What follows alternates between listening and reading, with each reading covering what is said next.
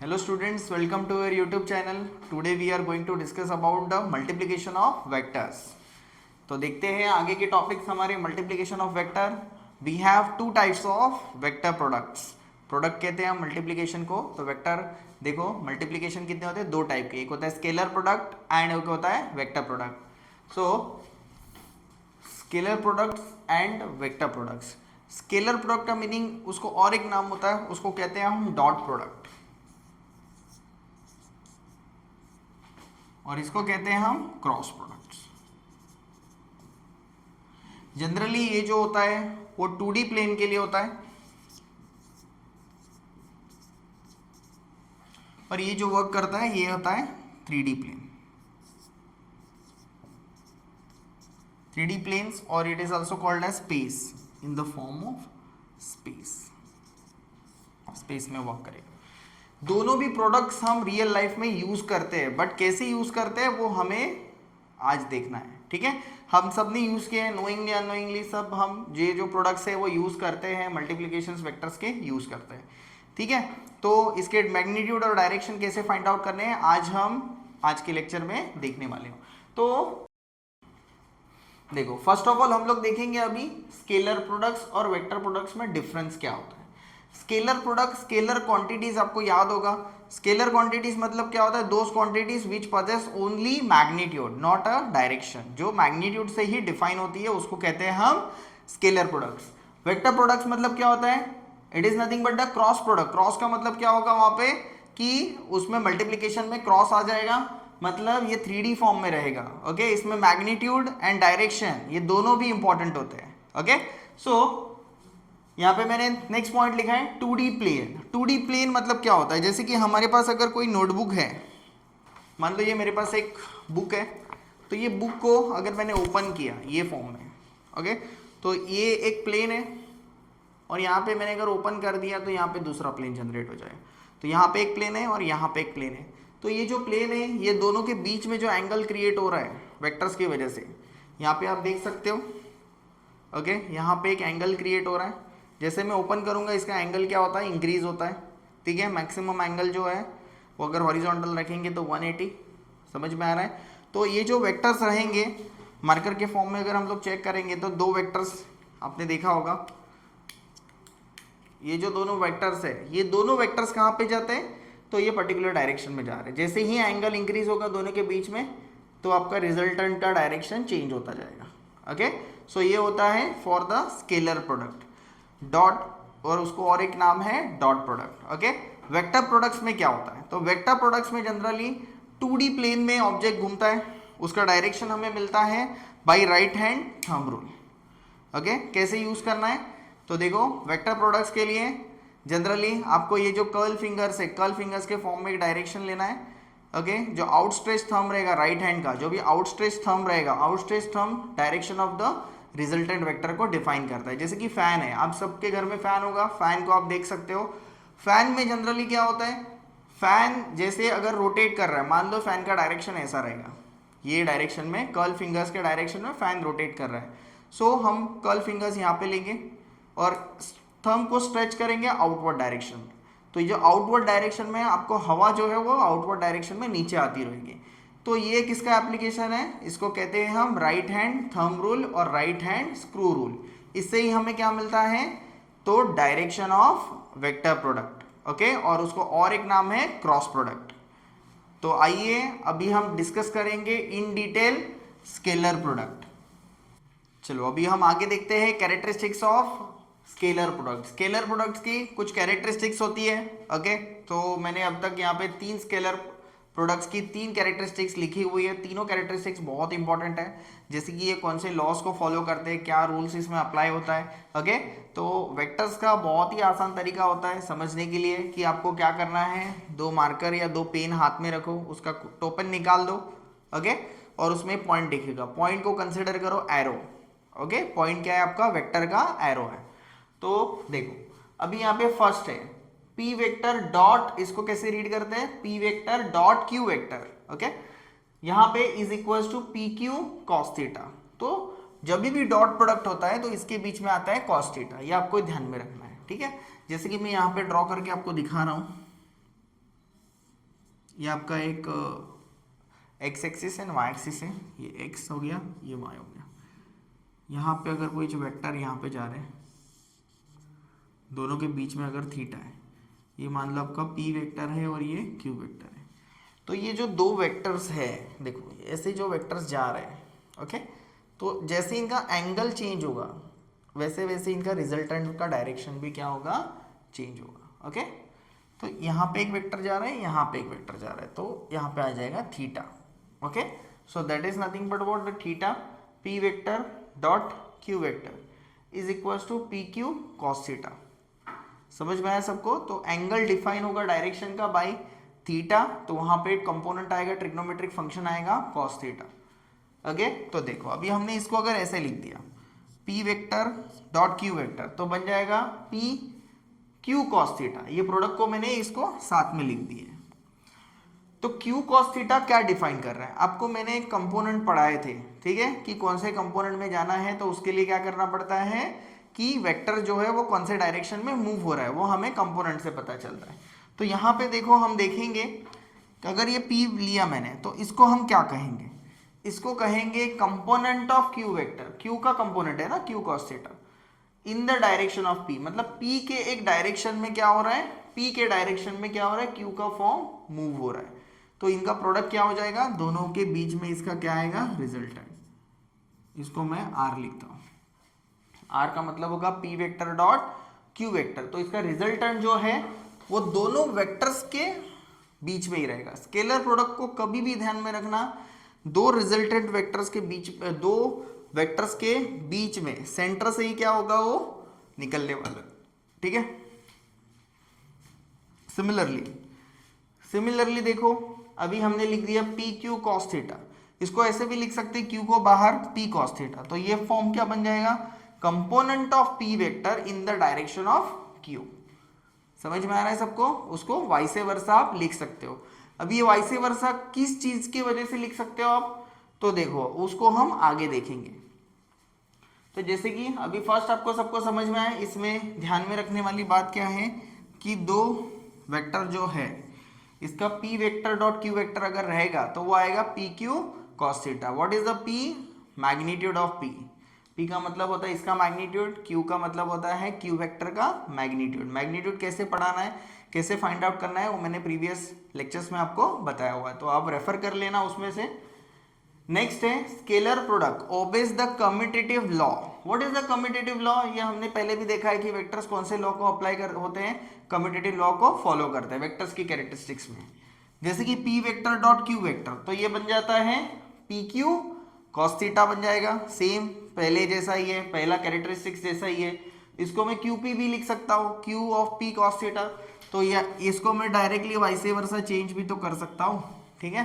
तो चेंज करने के लिए मैंने क्या कर दिया, q वेक्टर डॉट p, मतलब देखो p वेक्टर डॉट q को इज इक्वल्स टू हम क्या लिख सकते हैं, q vector dot p vector. उसमें कुछ भी चेंजेस नहीं होंगे, दोनों वेक्टर्स अगर इंटरचेंज कर दिए तो भी उसका कुछ भी इशू होने वाला नहीं है, ठीक है। Next is what, scalar product. Scalar product और एक लॉ को ओबे करता है, इसको कहते हैं हम डिस्ट्रीब्यूटिव लॉ। कौन सा लॉ कहेंगे इसको, डिस्ट्रीब्यूटिव लॉ। तो डिस्ट्रीब्यूटिव लॉ ऑफ मल्टीप्लिकेशन क्या होता है, जैसे कि हमने यहाँ पे लिखा हुआ है p vector dot q vector plus r vector, तो ये यहाँ पे मल्टीप्लाई हो जाएगा। जैसे हम मल्टीप्लाई नॉर्मली हम मल्टीप्लिकेशन करते हैं, ब्रैकेट को सॉल्व करते हैं, तो ब्रैकेट के सॉल्व करने के लिए क्या हो जाएगा, यहाँ पे p vector dot q vector plus p vector dot r vector. तो यही लॉ को हम कहते हैं डिस्ट्रीब्यूटिव लॉ। तो ये हमने कितने कैरेक्टरिस्टिक्स देखे हैं, टोटल 3 कैरेक्टरिस्टिक्स देखे। ओके, फोर्थ वाला कैरेक्टरिस्टिक्स अभी आएगा। Now the next part is scalar product का फोर्थ कैरेक्टरिस्टिक्स। फोर्थ कैरेक्टरिस्टिक्स क्या है, special cases of scalar product. तो देखो यहाँ पे p vector dot q vector is equals to होता है p q cos theta, same. तो if theta is equals to what, 0, if theta is equals to 180 और if theta is equals to 90 degree. अब ये होता क्या है वो हम देखेंगे। मान लो यहाँ पे p वेक्टर और यहाँ पे होता है, यहाँ पे है q वेक्टर, दोनों के बीच में एंगल कितना है, थीटा। सो थीटा तो यहाँ पे क्या हो जाएगा कि थीटा है, so basically theta P vector dot Q vector dot product है, तो एक ये डायरेक्शन में जाएगा, एक ये डायरेक्शन में जाएगा, तो दोनों का रिजल्टेंट इसके बीच में आएगा, डॉट प्रोडक्ट आ जाएगा दोनों के बीच में। So basically if theta is equal to 0, तो तीन केसेस हमने बनाए। पहला केस क्या रिप्रेजेंट कर रहे हैं, थीटा इज इक्वल टू 0, मतलब यहाँ पे पी वेक्टर है, वही डायरेक्शन में है Q vector, same point P vector dot Q vector. तो यहाँ पे क्या हो जाएगा, if theta is equal to 0 P vector Q vector, condition में पुट करो P vector dot Q vector P Q, theta is equal to 0 cos 0। What is a cos 0? Cos 0 का मतलब क्या होता है 1, तो हमें क्या मिला p Q.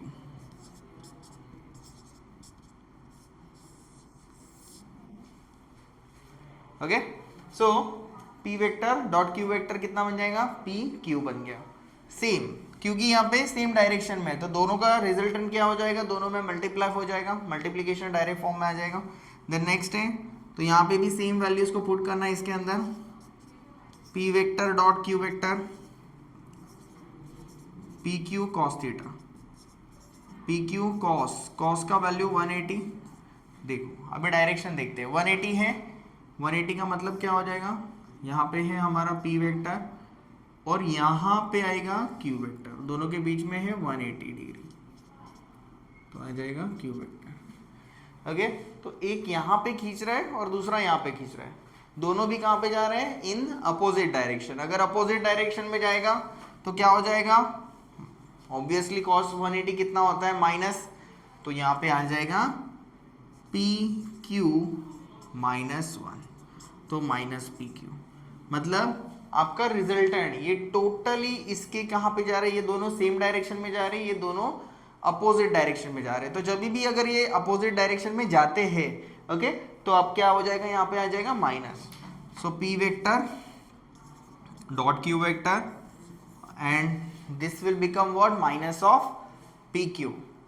I hope you are understood. And then next one is nothing but what, the third one क्या हो जाएगा, तो यहाँ पे देखो जैसे कि थीटा है, दोनों के बीच में एक हम इसको यहाँ पे लेके जा रहे हैं, एक यहाँ पे जा रहा है, ये पी वेक्टर हो गया, ये हमारा क्यू वेक्टर, दोनों के बीच में है 90 डिग्री। देखो पी वेक्टर है और क्यू वेक्टर है, तो पी वेक्टर और क्यू वेक्टर दोनों के बीच में कितना है, 90 डिग्री है, मतलब एक यहाँ पे खींच रहा है और दूसरा यहाँ पे जा रहा है, तो दोनों एक दूसरे के साथ कुछ वर्कआउट हो पाएगा इसमें, देखते हैं, ठीक है। So p vector dot Q vector is equals to P Q cos 90। What is the cos 90? Cos 90 का वैल्यू क्या होता है, 0, तो ये बन जाएगा पी क्यू 0, तो दिस विल बिकम 0, तो यहाँ पे आ जाएगा P vector dot Q vector, इसका वैल्यू आ गया हमारा 0।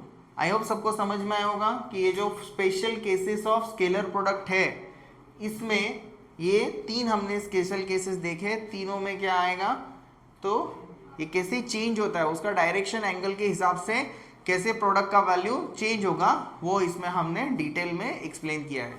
हमारा जो नेक्स्ट टॉपिक है, नेक्स्ट टॉपिक में हम देखेंगे कि स्केलर प्रोडक्ट्स में जो हमने फोर्थ पार्ट जो तीन हमने देखे थे, आपने इसके पहले देखा होगा, वीडियोस को पीछे करके आप देख सकते हो, ओके, तो उसका यूज़ कहाँ पे होगा। तो देखो मान लो हमने डॉट प्रोडक्ट लिया है, आपको सबको मैं ये स्पेशली अलग से बता रहा हूँ, ये होता है आई कैप, वाई के साथ में होता है जे कैप और जेड के साथ में होता है के कैप। ओके, ये तो जनरली ये तीन फॉर्म होते हैं, हर एक के बीच में 90 डिग्री का गैप होगा, 90 90 एंड 90 डिग्री का।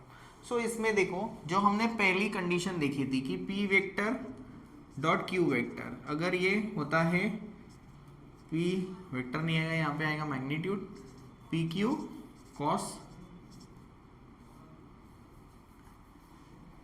0, ओके, पी क्यू कॉस क्या हो जाएगा 0, तो 0 का वैल्यू आता है 1, ओके। तो मान लो कि P जो हमें यूनिट वेक्टर के फॉर्म में लिखेंगे, किसके फॉर्म में लिखेंगे हम, यूनिट वेक्टर के फॉर्म में लिखेंगे। अगर यूनिट वेक्टर के फॉर्म में लिखा तो I डॉट आई ये बन जाएगा, तो इसका जो वैल्यू है अगर आप I डॉट आई करोगे तो मैक्सिमम वैल्यू जो है कॉस का वो कितना आता है 1, ओके, 1 सबसे बड़ी वैल्यू होती है, तो कितना आएगा 1, तो यहाँ पे हो जाएगा 1। सेम आ जाएगा जे डॉट जे के लिए 1, के डॉट के लिए 1। इसको याद कैसा करेंगे, तो सेम वेक्टर का प्रोडक्ट जो होता है वो कितना आता है 1, और अगर डिफरेंट वेक्टर का जो प्रोडक्ट आएगा, ओके, मतलब ये स्केलर प्रोडक्ट है, लेकिन जो हमारे वेक्टर्स है इनका जो आएगा वो आएगा जैसे कि I dot J, I dot J, J dot के डॉट आई, तो इनका वैल्यू हो जाएगा 0, क्योंकि दोनों अलग अलग है। दोनों अलग अलग है मतलब क्या होगा, देखो अगर आई और आई ही मैंने लिया है, ओके, तो इसमें कितना आ जाएगा 0 आ जाएगा एंगल, ठीक है। बट अगर मैंने आई और जे को लिया है तो इसके बीच में कितना आ जाएगा 90 डिग्री, और 90 डिग्री जब आता है, अगर जे और के लिया तो भी 90 आएगा, आई के और आई लिया तो भी 90 डिग्री है, मतलब एक दूसरे के साथ ये क्या है, म्यूचुअली परपेंडिकुलर। इसके लिए एक वर्ड होता है, उसको कहते हैं mutually perpendicular, okay. So mutually perpendicular अगर ये आते हैं, so we have to consider cos 90 is equal to what, 0 आता है। तो ऑब्वियसली क्या हो जाएगा, 90 डिग्री लिया तो वेक्टर अलग हो जाएगा, मतलब ये p वेक्टर है तो ये q वेक्टर है, तो दोनों का प्रोडक्ट तो 0 आया था सेकंड कंडीशन में, ओके। सो यहाँ पे क्या हो जाएगा, इनका जो प्रोडक्ट है वो 0 आया होगा, ओके। इसके बाद और एक प्रॉपर्टी है हमारे पास कि मान लो फोर्थ के आगे का फिफ्थ प्रॉपर्टी है, p vector is equals to, अगर q वेक्टर है, p वेक्टर ये q वेक्टर के बराबर है, तो क्या होगा, तो ऐसा होगा कि अगर हम लोग करते हैं p vector dot q vector, तो p और q दोनों सेम है, तो इसको ऐसे लिख सकते हैं p vector dot p vector. तो अगर सेम सेम है तो हम उसका क्या ले सकते हैं, square, so we can consider it as a q square. तो स्केलर प्रोडक्ट में क्या होता है, मैग्नीट्यूड का स्क्वायर भी पॉसिबल है, ओके। आई होप ये आपको समझ में आता होगा। कुछ भी डाउट रहेगा तो आप कमेंट सेक्शन में लिख सकते हो। तो चलो अभी हम लोग नेक्स्ट वाला देखते हैं। नेक्स्ट वाला पार्ट है, जैसे कि हमारा 6 रहेगा, दो वेक्टर का डॉट प्रोडक्ट निकालेंगे हम लोग, p vector dot q vector. तो देखो p वेक्टर क्या होता है, p वेक्टर अगर हम 3 एक्सिस के फॉर्म में अगर लिखेंगे तो 3 एक्सिस के फॉर्म में वो कैसे बनेगा, जैसे कि बनेगा ये p of x i cap plus p of y j cap plus p of z k cap dot q of x i cap q of y j cap plus q of z k cap, okay. So ये बीच में आ गया dot product, okay. So dot product रहेगा, तो इसको हमें क्या करना है, बाय हमने देखा था डिस्ट्रीब्यूटिव लॉ से इसको फाइंड आउट कर सकते हैं हम। तो मैं स्टेप बाय स्टेप लिखता हूँ, ध्यान से देखो। ये इसके साथ मल्टीप्लाई होगा तो क्या बनेगा, P X into Q X I cap dot I cap, okay, plus ये इसके साथ जाएगा, बराबर। So it will become P x Q Y, इसका आई कैप और इसका जे कैप, इसका आई कैप और इसका रहेगा जे कैप, तो इसका आएगा i cap dot j cap plus यहां पे रहेगा P x,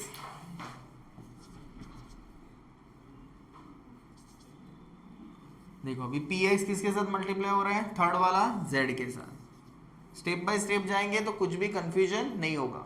so p x q z i cap dot k cap, okay. इसमें भी प्लस आएगा क्योंकि ये प्लस अभी हम लोग यूज कर रहे हैं।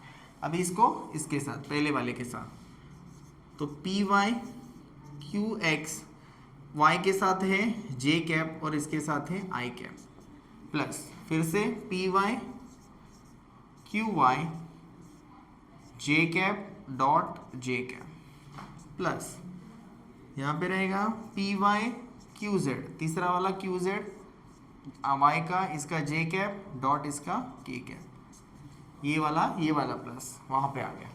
अभी P Z Q X then K cap dot आई कैप, इसका के कैप और इसका आई कैप, ठीक है। Next P Z Q Y, इसका आएगा के कैप और इसका आएगा जे कैप प्लस, ओके। अब ये लास्ट वाला आएगा, इसमें बचेगा अभी पी जेड थर्ड वाला, ये जो आएगा थर्ड वाले के साथ पी जेड क्यू जेड के cap dot k cap, okay. तो अगर आप ध्यान से देखोगे अभी, अगर आप इसको ध्यान से देखोगे तो हमने लास्ट लेक्चर में कुछ, लास्ट टॉपिक में हमने कुछ पढ़ा है, i cap dot I cap is equals to j cap dot j cap is equals to k cap dot k cap is equals to 1। और एक बात पढ़ी है हमने, i dot z cap j cap के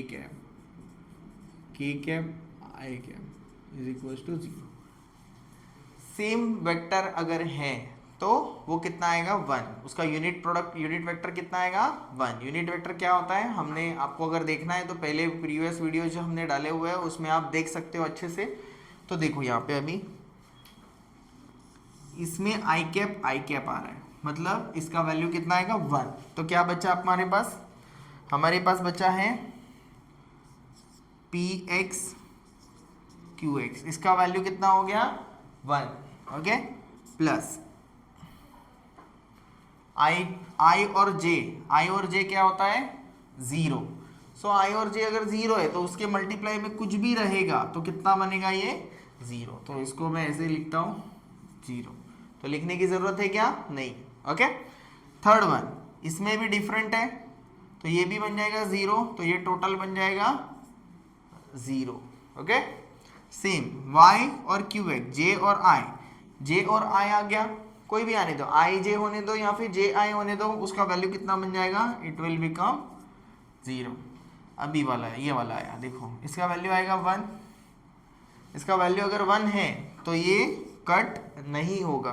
तो यहाँ पे हम सेकंड क्या लिखेंगे, P Y Q Y plus, अभी यहाँ पे सेम जे और के 0, क्योंकि दोनों वेक्टर्स यूनिट वेक्टर क्या है, सेम नहीं है। इसमें भी दोनों यूनिट वेक्टर सेम है क्या, नहीं, तो ये भी बन जाएगा 0, इसमें भी सेम नहीं है, ये भी बन जाएगा 0, इसमें सेम है, इसका वैल्यू 1, तो बचेगा पी जेड क्यू जेड। तो देखो